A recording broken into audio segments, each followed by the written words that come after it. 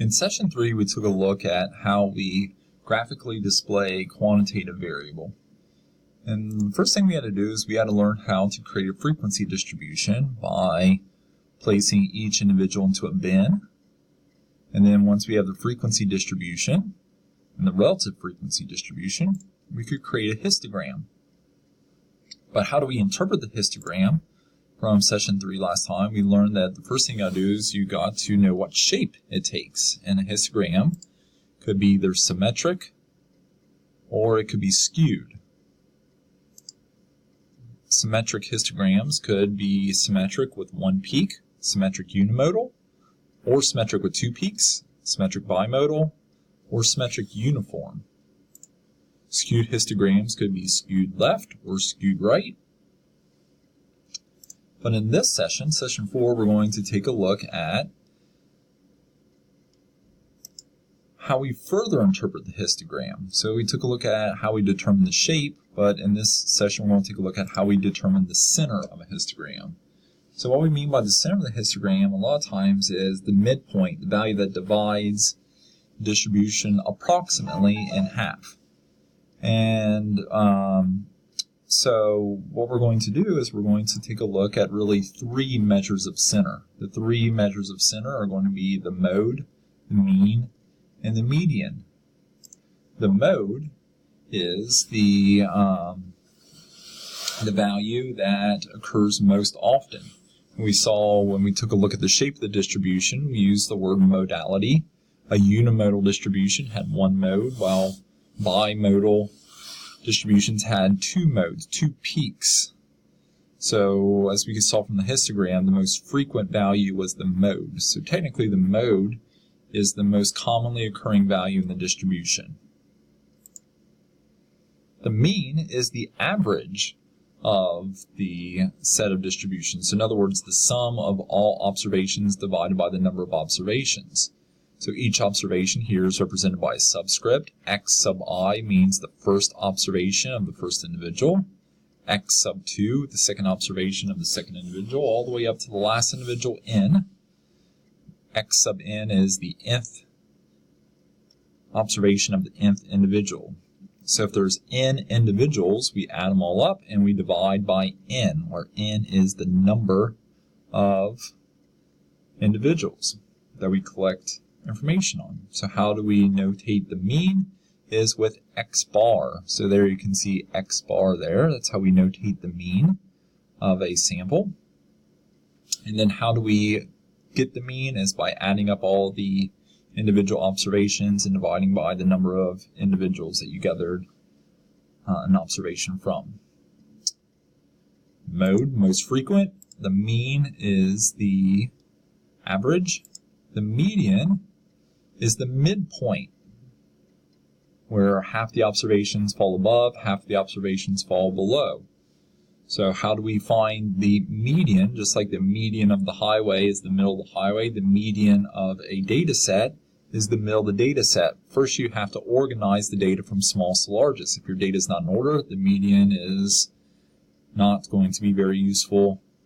It's not going to be easy to find at all unless your data set's in order. So you got to order the data set from smallest to largest. Then you got to figure out whether n is even or odd.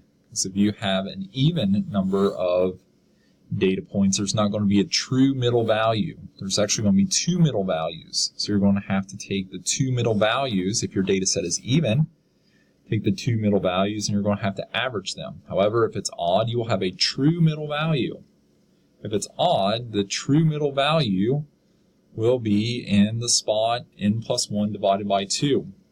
So if you have, let's say, 11 pieces of data, where's the middle spot going to be after you order them? It's going to be, if there's 11 pieces of data, n plus 1, that would be, 11 plus 1 is 12, 12 divided by 2, and the sixth spot is going to be the middle value according to my little example there. What if you have an even number of observations? Well, the even number of observations, what you're going to do is you're going to take the two middle values and you're going to average them. So the two middle values will be n divided by 2 and n divided by 2 plus 1. Those will be the two middle values.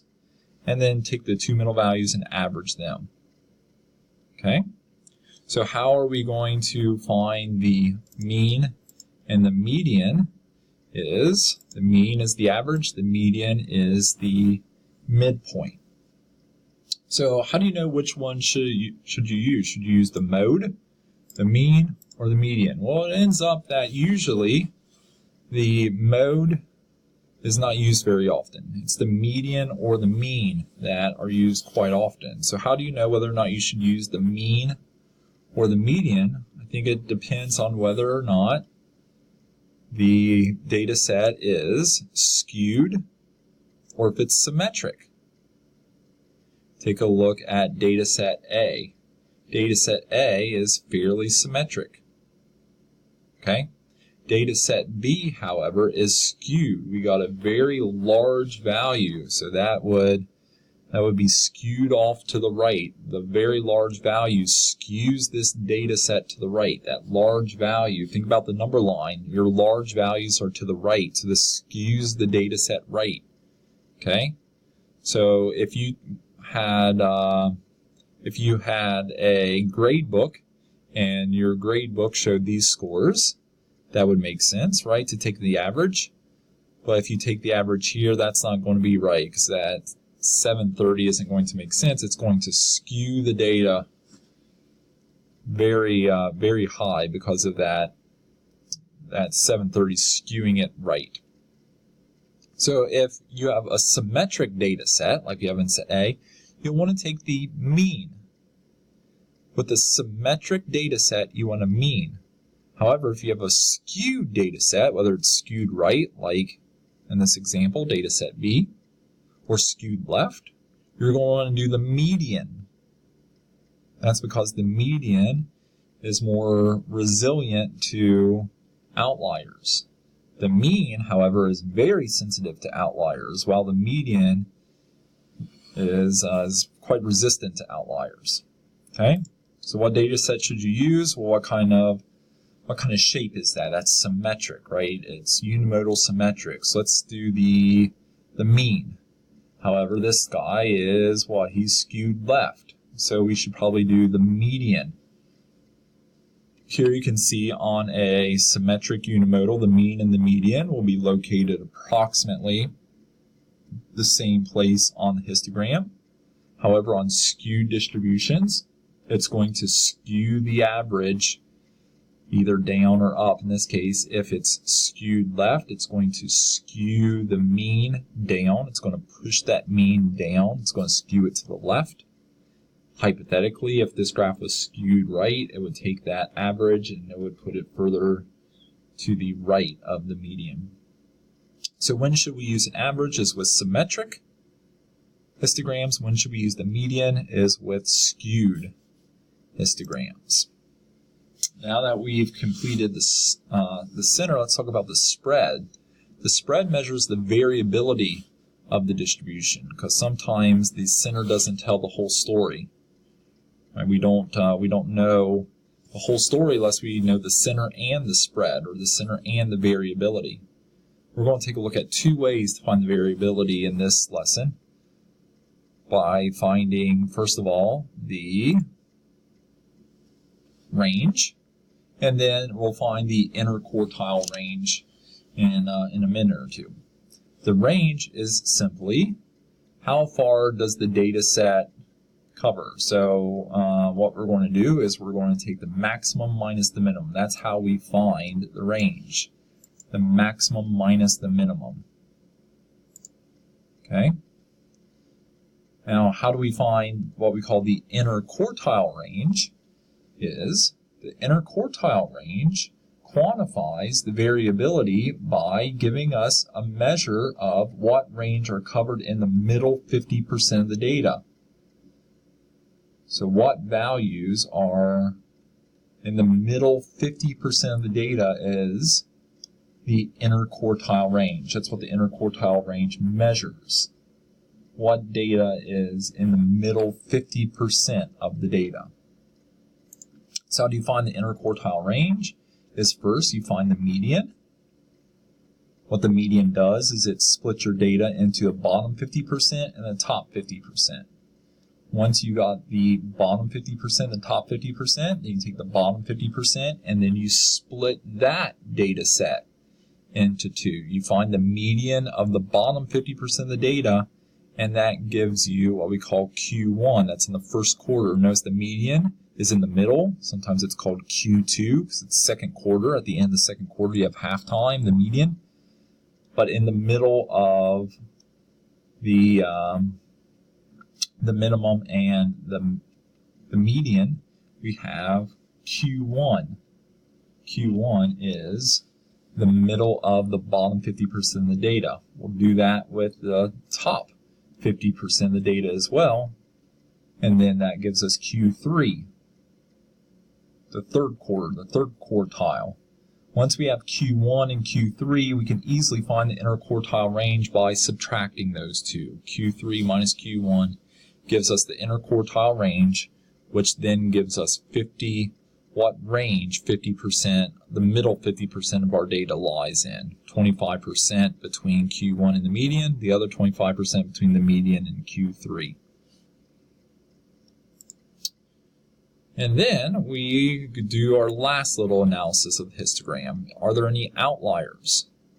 Well, I think outliers are sometimes fairly obvious to see, where we have most of our data gathered on one spot, and then we have an oddball out. The oddball out is called an outlier. So how can we detect an outlier? Is by using the interquartile range. We detect an outlier by taking the interquartile range and multiplying it by 1.5. And then once we have the interquartile range times 1.5, then what we'll do is we'll take that value and subtract it away from Q1. We will add it to Q3, and that will give us what we call our fences. That will give us our fences to see if there's anything that's outside of our fences that we consider to be outliers. So what we did was we took